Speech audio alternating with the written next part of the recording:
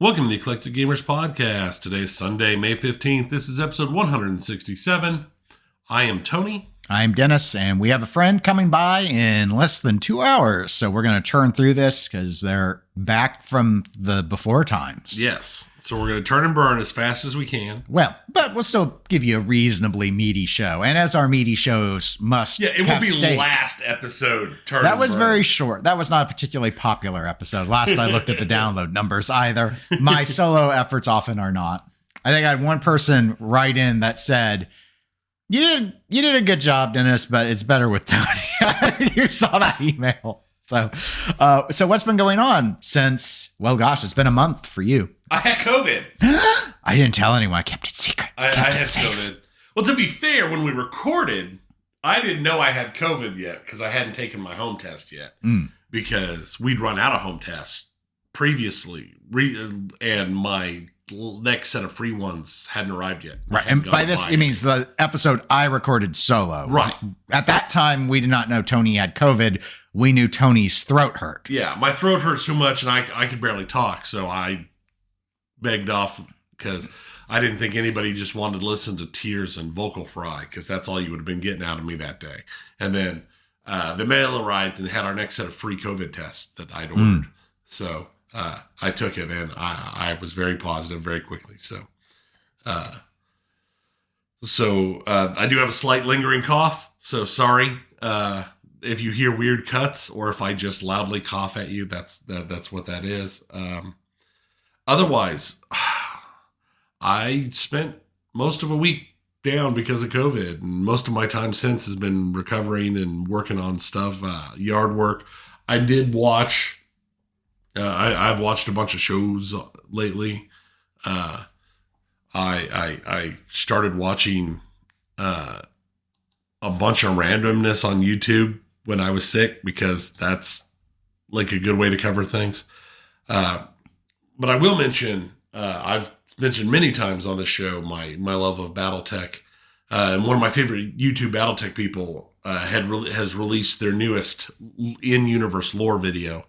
And we'll include a link to that. That's the Tex Talks BattleTech's lore video on the Warhammer. I was actually going to talk about that on the last episode because it released a week before the last episode came out. Okay. So it's been out for 3-4 weeks now. But if you have any interest in that kind of universe, his lore videos I like because they are not just tightly packed on one thing. It goes wider and talks about like the wider universe and the politics that lead to the specific, in this case, he's talking specifically about the Warhammer Battle Mech, which is one of my favorites. But it starts with a discussion of the politics and the state of the universe leading up to the design of it and lessons learned and military industrial procurement issues and stuff that lead to the creation of this specific variant. I enjoyed it. It was great. So that's what I got. Okay. Well, I have been just playing a video game called Aground. It's like a resource gathering pixel art game. I don't know. It was one of the Game with Gold games Microsoft had from who knows when that I just found around. And then I have as I've noted before, I have a housemate. I rent one room out and he got COVID. Actually, he tested the day you tested positive. And so actually, I usually play in the living room, but I was mostly staying in my room during that period of time to minimize my risk of being exposed. And I did my 5-day out test and was still fine. And I don't seem to have any symptoms. So we're now past that whole infectious period. So it looks like I got through it, but cases are going up. So who knows? I'm trying. Yeah. I got an audit tomorrow. So I need to time. I'm hoping I don't get sick. At least let me get into the office, do the field work with the auditors. And then I can be sick after that. But anyway, so let's go into pinball because that's one of the things we like to talk about on this show. You had noted, I thought maybe I don't follow this thread as much anymore, but you had noted you'd seen the post that someone had finally gotten their Fathom remake from Haggis. Yeah. So those are starting to go out. I saw pictures of it on the Reddit, in the Reddit pinball forum. Somebody had posted it. So congratulations to that. I knew now Haggis has been shipping games for a while now, but they've been all Celts. So this was the first report I've seen of Fathom actually arriving to a buyer. Yeah. But not too surprised because we knew around Texas time that they were starting to collect full payments. So good to see that moving And forward. it was an Australian buyer. Yes. So yeah, that would make sense why it appeared. So there was that. And then we really only have a couple of discussion things. There's no real news. So Chris C wrote into us. News in pinball? Not lately. Well, we'll touch a little bit on possible news in Rumor Corner. But so Chris C wrote into us, and he wanted to know what our thoughts are on the viability of particular video game elements being used in pinball. And he had two specifically. One was brutal difficulty games, and he was thinking akin to Dark Souls. And he also wondered with a more elaborate setup of continual progression and reward, like a roguelike. And he was thinking like acknowledging Ranger in the Ruins, the P3 game that Nick Baldridge developed, that does that, but he's not aware of any others that do. So, Tony, what are your thoughts on roguelikes and hard, quote unquote, hard pinball games and viability? I love roguelikes. I play a lot of them. So a way putting that together in pinball would be interesting to me. Brutal difficulty. Aren't there already brutally difficult pinball games? I was a little surprised that he brought that up. So I guess let's dismiss that one really quickly. Yes, the brutal difficulty are viable. There's plenty of brutal games out there. I think a lot of people would argue like how when Rush came out, one of the big, I guess, complaints of people that prefer a longer playing game like Godzilla, for example, say, well, Rush is really, really brutal. TNA is really brutal. And Chris in his email noted, like, he knows like back with System 11s, they were really brutal. Have they gotten less brutal over time? Yes. Yeah. Obviously, the EM to solid state era going from 5-ball to 3, the length of the game was still to be about the same amount of time, which was, I believe, roughly 3 minutes was the goal. Are they going past that at this point? Maybe. I don't, it just depends. Depends on what you're saying. But there's a market for brutal difficulty, and I think that's still being made. So I don't see any value really in discussing that. The roguelike, of course, the trick is the continued progression. Right. With things like Stern Insider Connected, yes, you could conceivably load your profile, and then when you're playing on location, continue the progress. I don't think there's a big market for that. That's a homeowner thing, which is why Ranger in the Ruins, I think, works logically, is because the P3 as a platform, in my view, is not set. Yes, I get that it can be a location device. That's not who they're selling to. They're selling to homeowners. Right. So yeah, I could see demand for that growing. I just don't know that it grows enough that it actually moves the needle on pinball sales. So why invest your resources in developing roguelike elements to incorporate in a pinball machine if you're going to still sell the same number as if you didn't do it? Because in a way, unlike roguelikes, I think of pinball more as like Rogue, where it's like every time you start over, there's no progress. It's like you're always going straight. Wasn't that how the original Rogue was? I don't know. I didn't play it. But the idea is there is no continued progression. It's always death from the start button. Right. I mean, the big thing lately is games like that is what it is you unlock things that will give you, that you can collect later in the game that will make the game easier and let you get farther. I've been playing a lot of Nova Drift, which is a roguelike kind of asteroid-y, Geometry War-y type game, but it's a roguelike. And as you level up, you have choices. You get to choose between, bonuses and weapons and making stuff better. And I've been playing a lot of it, and it's quite an enjoyable game. I really like it. But as you get higher scores, you progress and unlock more and more weapons, more and more bonuses, more and more things that you can collect during the game to modify how you play. So each individual run is still different. So I just don't think there's much demand in pinball for it. here's the thing. It's pinball. Make it, and people will still buy it. It doesn't matter how poor a job you do. People will still buy it. Make a brutally difficult Dark Souls game that literally has a punching bag that comes out and punches you in the wiener when you drain the ball. People will still buy that game. Well, that does lead into the next discussion item that I had for us for our little pinball segment, and that is the market and pinball pricing. So, based off of your wiener attack comments, I'm getting the impression that you feel that we're still in an environment where basically anything that comes out is going to sell. I am. I think we're still there. I think we're getting closer to coming out of said environment, but it still seems like anything based upon like looking at sales on Marketplace. Nothing's listed for very long. The prices are still insane, and unless the prices are like just flat dumb, I'm still seeing stuff going super quick, like in minutes, if not less than day for sure. Yes, and I agree. I agree with your perspective that right now it's still as it was since the start of the pandemic. But I also think that there are more and more signs of light at the end of the horizon. And that's why I put in the, excuse me, I was yawning. That's why I put in that part of the discussion because I'm not a market trending type guy. Market trends, there you go. Okay. Well, it's not something I follow like closely, but it's one of those things. It's one of the few things I actually, I use Facebook for Facebook Marketplace, podcast related stuff, and the Messenger.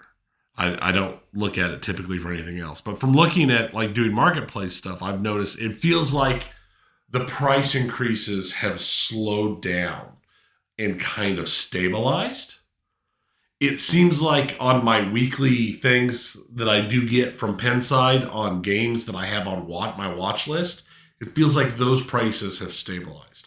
I think they've stabilized at a stupid high level, but it doesn't feel, but I'm no longer feeling like their prices are still slowly going up. They feel like they've been about the same for a couple months. So it feels like things are starting to stall out. Yes, I think you're right. And of course, the analogy that I'm going to draw is to wristwatches because it's the other hobby I follow. And I have been doing more market analysis of that lately because you're doing market trends on wristwatches. I am, but unlike market trends as the kind of branded title that people know and maybe love and probably don't in pinball, as on the few instances where I have done it in pinball, I do real analysis. Like I pull real numbers, put together real graphs, and tell you real truth. And so doing that, I can tell you for real, wristwatch prices are falling. Yeah. I've seen several of the videos you put out. Not every single watch, but most of them, especially those that got really high that I have examined, are going down now. How long have they gone down? Depends on the watch, but we're talking roughly 6 to 8 weeks worth of downfall data at this point.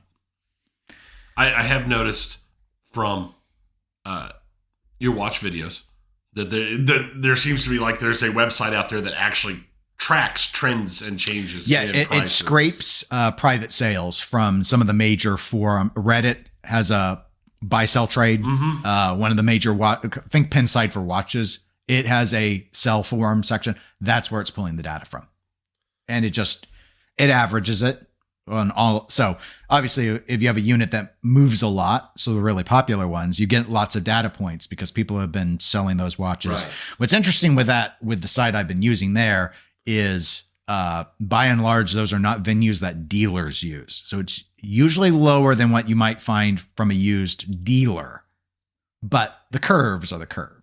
So let's because people don't want to hear about watches on this podcast, let's get to the pinball aspect of it. To me, all the big, and by big, I mean just broad economic things that are happening in the world are going to impact all of these industries. Mm-hmm.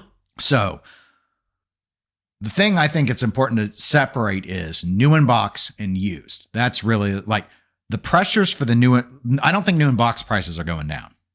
All the pressures on the manufacturers of anything are just becoming more pronounced. Inflation's higher. It's getting more expensive to get all the parts they need to build a pinball machine. So there's no reason why you're going to like Godzilla's aren't going down $900 to be last year's price for a Led Zeppelin. Right. And shipping's more still, all of that. So all that new in box stuff is still in play. Same for watches. On the used side, though, what happened is a lot of the things that made it real easy for people to buy, including the speculation that they were going to make money, as we've talked about off air about NFTs and how the line goes up and goes up and goes up. And everyone, and I've ranted about this several times, and I think I can call them rants on watches, but it's like so many people got in the business of buying wristwatches and flipping them because you couldn't lose for trying. You made money no matter what because the line always went up. And just imagine all those idiots, I'm going to use the word idiots, who thought they were so smart because they were making money. It's easy to make money when everything goes up. Now is when your brain is put to the test. And most of these people are not very smart. We're going to see the same thing in pinball. The only major difference I can point to between the pinball market and the wristwatch market that I think makes a notable difference is the supply chain side, the ability to get brand new wristwatches. That's caught up now. And that's not true for pinball. That's very true. That's why I still think we're in an environment where if you buy a Rush, you're going to be able to sell it, your Rush Pro, more used than you paid for it for a little while longer at least, because you're banking on that people don't want to have to wait maybe a year plus to get it from Stern. But that will resolve eventually. And in fact, I think it's going to resolve faster than maybe we all thought a year ago it would, because with inflation and everything else coming into play, even people with fairly large disposable income, if their income streams, be it their job or be it their market investments, are not performing like they used to, they are not going to buy as many toys. Right. And I think a lot of people are going to cut back on their purchases. Stern's going to be able to catch up with the backlog. All the industry makers are going to sell their pinball machines for the same pricing they have been. But the used market's finally going to fall. We're going to see normal stuff again. And by normal, I mean, obviously prices are going to be higher than they were before the pandemic. Obviously. But in a normal environment, Godzilla Pro is cheaper used than it is new. There's not, outside of LEs, there's no excuse for it. Right. And that's what I think we're getting there. The question is how many people who have played the line always goes up game are going to get burned because they dropped $7,000 on a Bram Stoker's Dracula that they thought would go up to $8,000, and now it's coming down to something like it should be. That could be quite. I don't know if anybody's actually spent that. I don't know what Bram Stoker's going for. It's just the game that popped in my head. Now, and this is, pulling numbers out. I don't think it's going to be that broad based in terms of the number of people dramatically. Like, I don't think this breaks people like it's going to break people in the watch. Like, watches are small. It was real easy for people to go around and buy. Like, and again, I apologize because it's not going to make a lot of sense to a lot of people, but there are not very many people that went out and bought like 20 Bram Stoker Draculas. In watches, we have people that went out and bought 20 5711 Patek Nautiluses, which are down $30,000 a watch right now. Ow. I mean, it's just a different environment. This is, I know, it's so wrong. It's so wrong to say because pinball's so expensive, but pinball is a small dollar game comparatively. So it's just, and the big other difference besides the dollar amounts is the size of the things. It's just hard to get that many because you have to arrange the shipping. Right. When you think about the dollars of the games, when you're paying hundreds upon hundreds of dollars for shipping, unless you're picking them all up, it's harder to do. So outside of, the biggest people that would probably get burned are dealers, distributors of used pinball games if they have a whole lot of stock. Which at this point, I doubt any of them do. No, I most of the time when I see people list, again, like doing the Pinball Show podcast with Zach Minnie, he takes games in on trade. It's not like he's got 20 of them though. Yeah. It's a small market. So, and even, especially if they're distributors that also sell new, the new pricing is not going to fall. So Right. no, I don't think we're going to see the damage. Like there are gray market, we call them gray market, dealers on the watch side that are going to go out of business. I'm convinced of it. I don't think we see that on the pinball side. Just the quantities to deal in are just, there are not very many people, I think, who stockpiled a bunch of games thinking, oh gosh, I got Brahms at 7,000. I'm going to sell them when they hit 10. Right. It's just different. And if it's like the watches, by and large on the watches, the lines have not fallen off a cliff. We're talking, in most cases, declines that so far have been under 10%, definitely under 20. Mm-hmm. It sucks to take, think about it in normal times. Taking a loss on an asset, or I was going to say an asset, but taking a loss on a car or something, you're losing 10, 20%. It's nothing. You'd expect it. In fact, you'd probably be happy it was so low. So, yeah, no. But because of what's going on in the economy with the inflation, like I don't know about all of our listeners, but I got a raise this year. It ain't going to be as much as what inflation is for the year, though. Yep, that's where I am. And that's the thing. And that's what it's going to be for a lot of people. And if you bought your pinball machines with dividend returns or sales out of your capital gains on your equity investments, if they're like my retirement funds, they're all down. They're actually down. So you don't have that. That's what I think. Those are the things that are going to drive down the used pricing. Yeah, and I think it's and like you said, I mean, with the way the economy is, it's something that is going to affect everything. It's not just pinball. Yeah, no. This is not a pinball thing. I mean, that's specifically like where we were. We spent money on car repairs that was high enough recently that 10 years ago, we probably would have just replaced the vehicle. But because of the scarcity of vehicles and how expensive vehicles have gotten, it changed the dynamic of what was the most cost effective. Mm-hmm. And I think without, it affects everything in that way. So we'll see. I'm going to be very interested to see how all of this pricing and how the markets are looking in a year. Yes. And the reason why I think the pricing will go, obviously I can't say how much. The reason why I'm so confident that the pricing will fall is there's nothing that I can see, and I'm not an economist, but there's nothing I can see in how the economy is behaving that makes me think this is a blip and we're going to quickly get out of whatever it is. The Fed's raising interest rates in the US. It usually takes approximately 12 months for their actions have an immediacy on the stock market, but the actual economic to the broad economy impacts of that adjustment takes a year. Right. So it's just not a fast thing. Let's end the pinball segment with Rumor Corner. So I mentioned we talk a little bit about production. The rumor is that Toy Story, Jersey Jack Pinball's next game, is the rumor, which I still remain completely convinced of. That it will be sometime in June. Let's see, June of 2022. And their last game came out in 20? Was it 20 or was it 21? I thought it was late 20. Oh wait, no, it'd have to be. Yeah, no, 21 was last year. Yeah, must have been 20. Okay, we'll see. We'll they're within their time zone that I would expect Jersey Jack to put out a pinball machine. Mm-hmm. Yes, I agree. There is a reason we will see. I don't expect to see another one from them for a while. Well, they're saying 2 a year. They've been saying 2 a year since I got into the hobby. So I'll believe it when I see it. All right. So let's go ahead and go over to video games. Tony, what do we got? Okay. We got a lot of stuff. There's a fair amount of stuff. Chris C. wrote in to us about Square Enix selling off a bunch of their studios to the Embracer Group. This was a pretty big thing just after the last episode. Yeah, I know the email came in a while ago. Yeah, it was.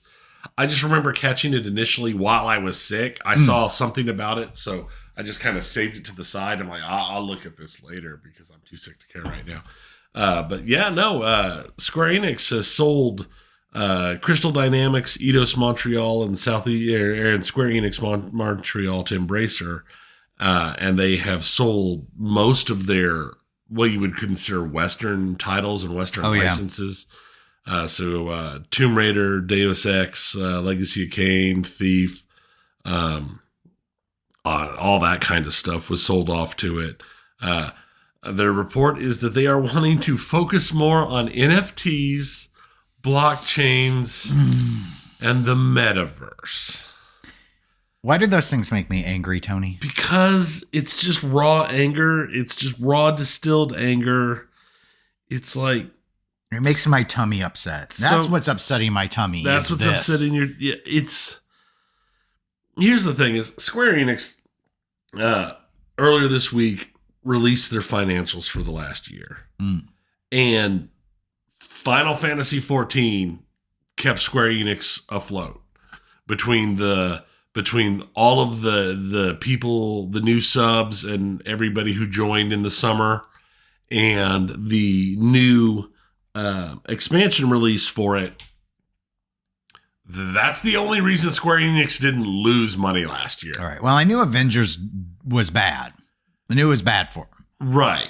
And they didn't really have anything come out last year that sold like they thought it was going to. Even their stuff that sold well and reviewed well didn't sell like they assumed it would. Okay. So that put them in a real bad place. So they sold off these companies to Embracer for a surprisingly low amount of money.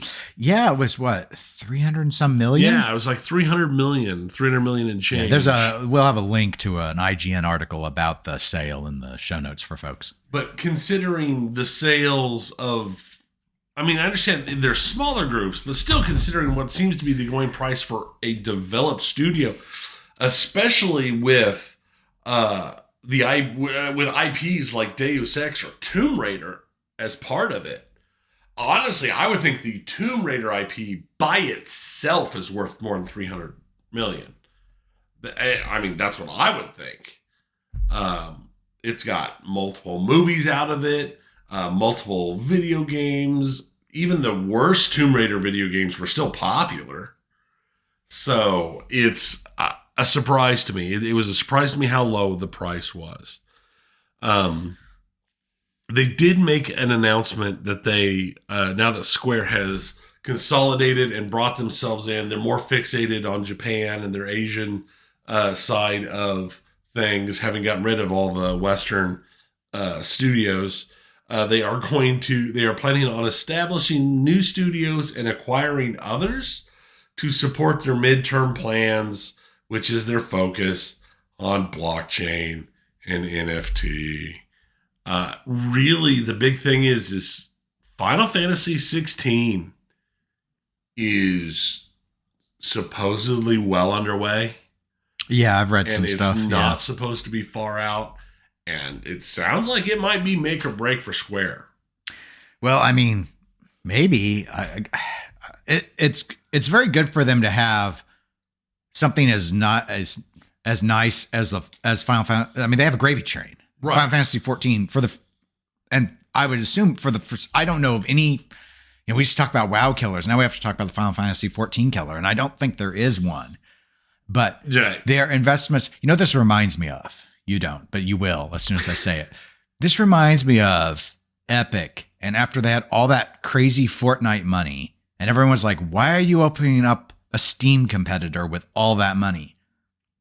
But this, I think, makes even less sense. Like, why are you taking all that Final Fantasy 14 money, which saved you from what would have been like nigh on destruction had you only had, if you didn't have an MMO and you put out that Avengers game and its response was what we just saw? Yikes. But instead of like investing the money in a new Tomb Raider, blockchain. Tony, blockchain. I don't Web understand. 3. Tony Web 3. I have no idea. Tony board Chocobo Yacht Club. Tony, I hear I'm supposed to diamond hand stuff. Got a diamond hand. I hear I'm supposed to buy the dip. Warp based coin. upon where we are when we're recording this, the dip is quite low. As all that stuff seems to be going into free fall. But am I the only one when I hear dip? I think like Skulls chewing tobacco or whatever it's called. Probably. Yeah. Okay. Anyway. See, every time someone says that, I get that old song in my head. It's like, put your hand upon my hip. When I dip, you dip, we dip. There we go. There's the singing. Is there any other things we got to check mark off of this? We have market trends. I haven't done any voices. We got singing. We need voices. We're getting there. Speaking of money, on the financial reveals, it did end up that Square made $51 million in profit last year. I think was that what their total profit was. Okay. Well, I mean, even after the colossal failure of Avengers, that's some serious. That's still some serious, but that's the thing is literally all of the Final Fantasy 14 stuff was well more than 50 some odd million. That's why Final Fantasy 14 is basically what buoyed them. Yeah. This. I don't know. I guess this has to be how Disney felt when no one went and saw the Solo movie. And they're just like, it was Star Wars. How could it fail? Right. And that must be what they're like. It's Marvel. How could the Avengers game not do well? Because the game sucked. Yeah. You guys aren't supposed to care what it is, good or bad. You're supposed to spend the money. It works for Battlefield. Oh, wait. No, it didn't. It works for pinball. Don't you guys just buy theme? That's true. Square, true. Get into, it does. So Square, get into pinball, you'd have been fine. Yeah, it works for pinball. I mean, look at how popular Avengers from Stern is with that freaking hamburger helper glove toy they had. Much smaller market. So hey, at this point, maybe they need to capitalize on that instead of thinking they're going to put out cool. Well, I'm trying to think of a Cool Cabs play with a Square property that they still own. Cool Clouds. Cool Clouds. Whatever. We need Cool Clouds. Put out a new Nier game. 10,000 computer-generated artistic differences of Cloudo that we can put in our... They need a new Nier Automata game. The last one did very well. It was very enjoyable. Speaking of enjoyable... Genshin Impact. I don't play it, but I know people who love it. Yeah, my daughter loves it. She's heartbroken because she just missed getting one of the limited time you can only get on very special event characters, and now she has to wait until they come back in a special event. She doesn't know when it is, and she's saving everything she can for it, even though it could be a year or more. So could be forever. She loves her. Don't tell her that. She loves herself some Genshin Impact. They have reportedly hit $3 billion in player spending just on the mobile versions since launch. That's true because you can play it on all sorts of platforms. Yes. My daughter plays on computer. Mm-hmm. I don't play, so I don't really know. It's from watching her play, it looks like a lot like Breath of the Wild. Yeah, so, that's the vibe I've gotten from it. It looks fun. It seems fun. It just doesn't seem like my type of game. Yeah. It's interesting because that game launched in late 2020, like fall of 2020, like September or October, which to hit $3 billion at this point means that's like $1 billion every 6 months. So it's very popular. It's taken off, and the company that put it out has a new game coming out, or that they are working on. I didn't see a date, so it'll be interesting. But I guess when you make $3 billion in, less than a year and a half, you've got plenty of seed money to blockchain work to buy blockchain. By NFTs. Well, you know what we're going to see is they're going to have Moogles that have different weird colors. It's going to be, and that's what it is. It's going to cost us $5,000 to purchase a very special picture. My Mog of a house will Moogle. be on the chain, and then someone will invade my Mog wallet and take it, and then I'll have no recourse because you can't fix things on blockchain. Yeah. Unless you break off the chain and create then there'll be separate Square chains because different people will disagree. The Square chain and the Enix chain. Square chain classic. Fight. So, because it is that time of year, EA also had their financial briefing, and there was a flurry of announcements coming out of that. I think one of the biggest ones coming out of that is that they did, as we've talked about in the past when it last came up, they dropped FIFA. Smart. Yeah. $1 billion. Give me a break. Yeah. So it was crazy. FIFA wanted so much money for their name. It makes sense.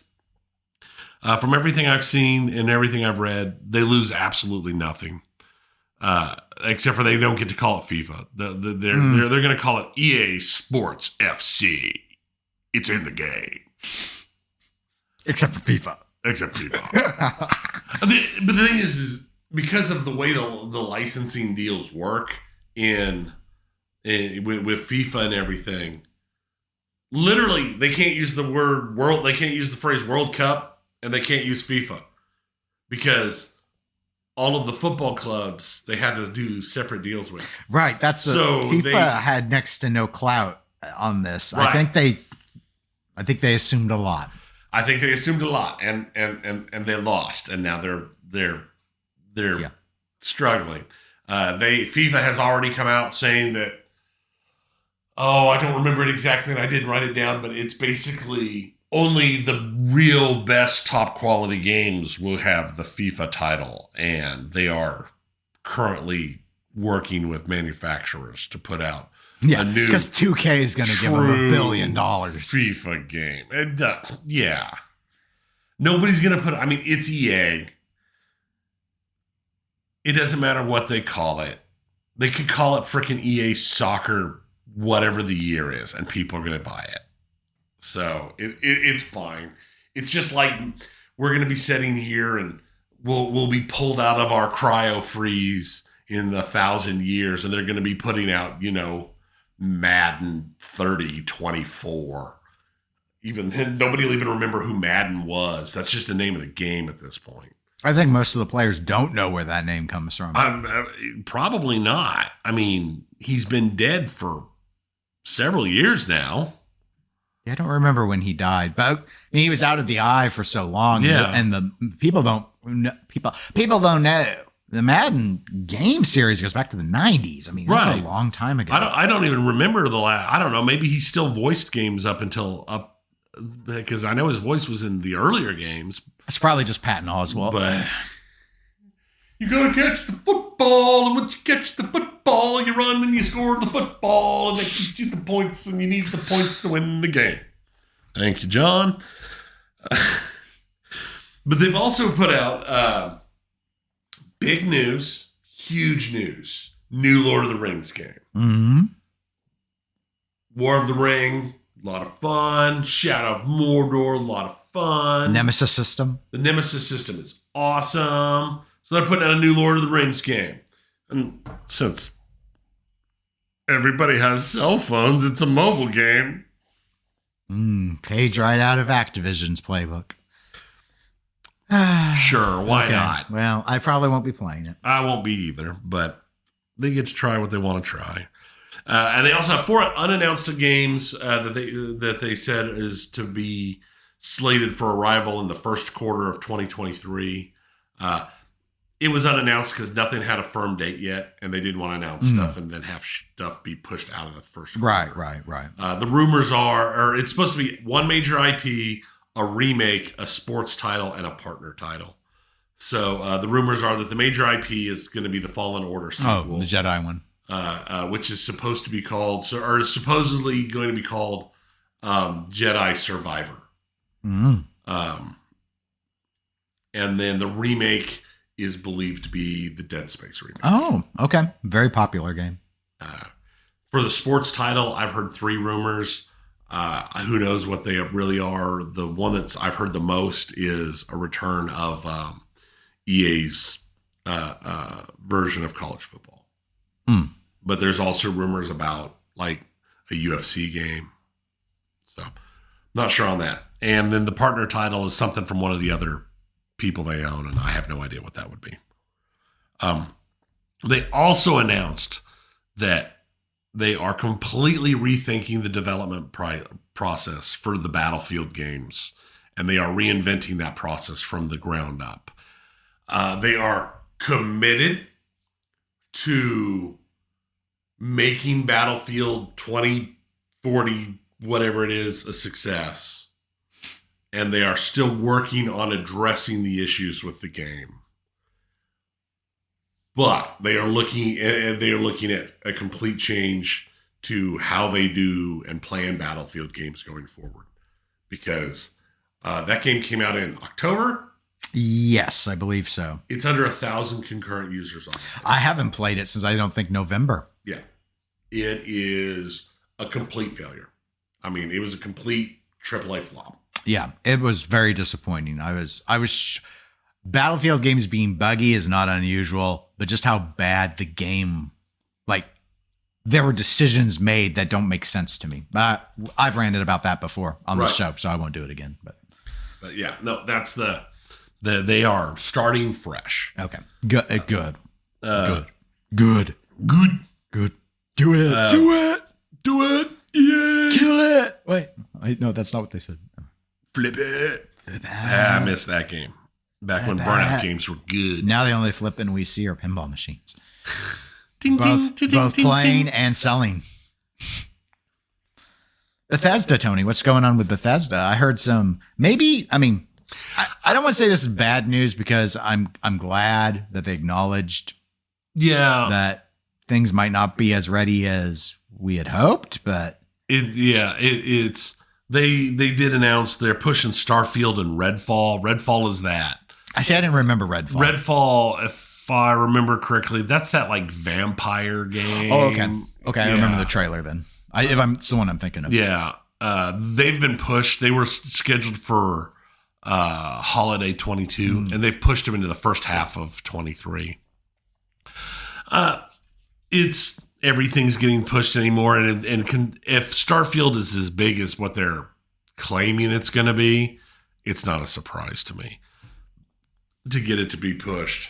Yeah, Bethesda, much like Battlefield games, Bethesda is a studio fairly renowned for really buggy games of their open world, but they're very popular. Right. Well, and the thing is Bethesda's very renowned for don't buy the game when it first comes out.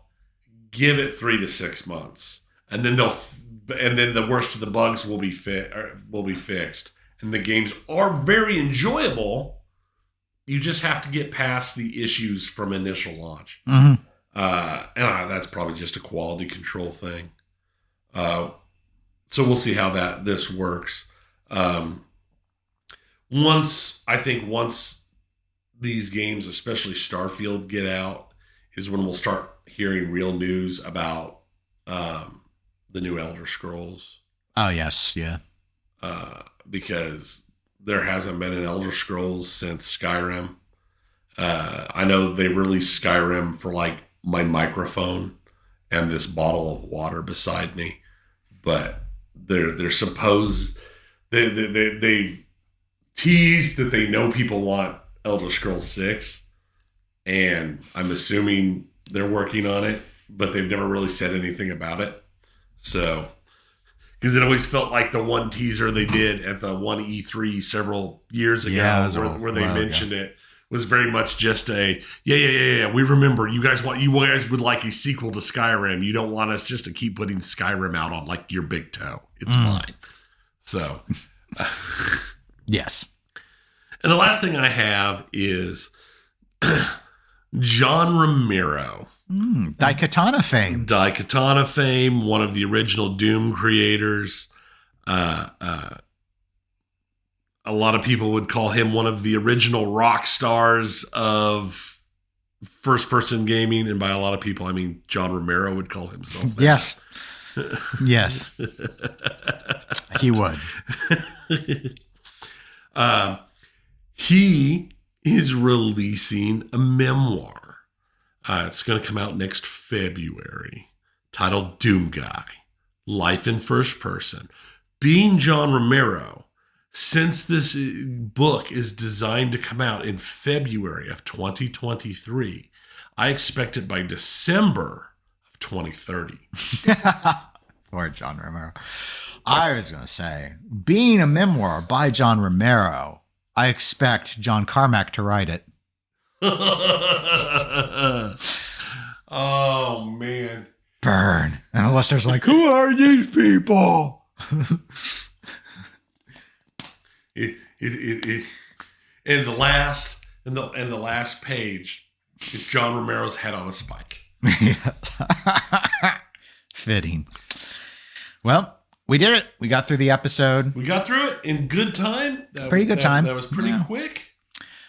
People can contact us by emailing us at eclecticgamerspodcast@gmail.com. They can also go to facebook.com/eclecticgamerspodcast and use the messenger tool to send us messages. We're available on Twitch, Twitter, and Instagram as eclectic_gamers. And we should be back in 2 weeks. But until then, my name is Dennis. And I am Tony. Thank you. Thank you. We won't make you our... Wait, I'm cutting that. Leave it. No. Leave it. It'll be beeped. There. Compromise. Goodbye, everybody. Compromised.